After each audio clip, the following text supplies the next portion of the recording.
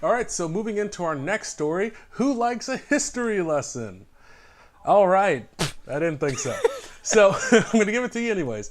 So back in the day, Christopher Nolan, the great director that we all know, made the Dark Knight trilogy. But Warner Brothers, the studio that made the film, had no faith in its audiences to have, well, what is called common sense, and they said if Batman is on a film screen, he cannot be on a TV screen. So that's why we have never seen Batman in the small screen, even on the TV show Gotham. That's why we got little old babyface Bruce Wayne. And now we're at the point where we have this big, great TV universe, the CW verse, if you will. We have Arrows, DC's Legends of Tomorrow, The Flash, Supergirl, and I think that's it. I can't think if there's anything else. I don't know. I don't watch anything else besides The Flash because The Flash is great. But I'm getting off topic. Now, back on the topic in which I'm trying to get to is that Supergirl is coming to the CW this fall, which is a really, really big deal. Because if you watch this show, you will know that Superman is in the show. And by Superman is in the show, I mean the back of his head is in the show because they didn't have the rights to actually show. Anyways, but now they do have the rights for season 2, and Superman will be making a cameo in a few episodes, which is a really, really big deal that we're having one of the Trinity, one of the biggest heavy hitters in the DC universe, come into play into the CW verse. Now, the question this begs is there room for Batman to come aboard? Right. That's still iffy because Gotham is still on air, and 2, people want to bring in Batman characters, but I still think Warner Brothers is going with if Batman is on film, which he is right now, we don't want him on TV because it soils their product or whatever. Yeah. But if you just have a good product, right. That's besides the point. Essentially, what they do have the rights to do are characters from the lore of Batman and can bring them in there. So there's a rumor going on that they're getting castings for Oracle, aka Barbara Gordon, and also Batgirl. And there's possibility of them being able to do like a Birds of Prey type team, which is a team of all female superheroes and some anti-heroes and villains coming together to save the world in Supergirl Season 2. Now this is a lot of news and it's a lot of speculation, but I think the big thing to take out of this is that the TV universe is getting bigger and it's becoming obviously a more viable market for Warner Brothers and everybody involved to pitch into. And the more bigger characters like Superman we can get in there, it really opens the door to some really awesome characters coming into the mix. Does the CW have any programming other than superhero programming?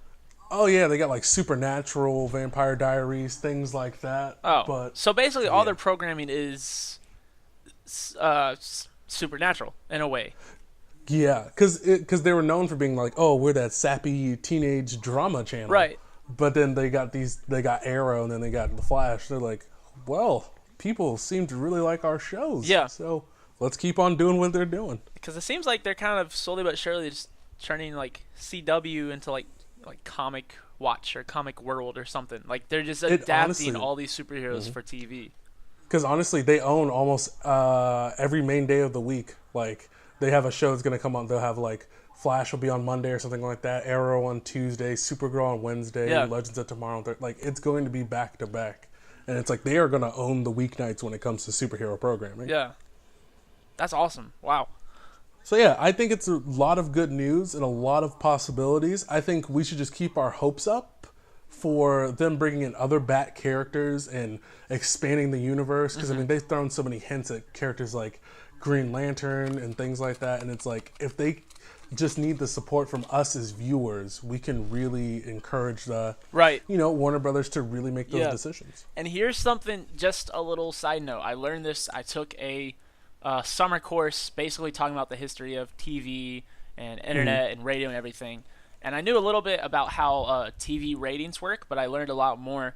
Basically, for you guys, for the viewers, if you want to show that you're watching this, watch it online. Because unless you have the Nielsen hardware installed in your television, then what you're watching doesn't count towards ratings.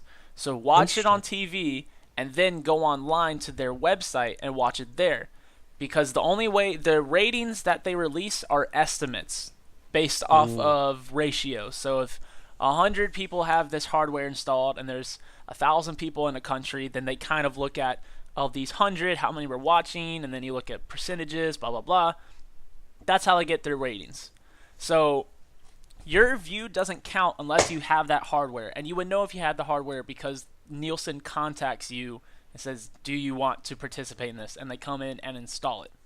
So watch it online, and that's how you will show your support. The more you know. The more you know.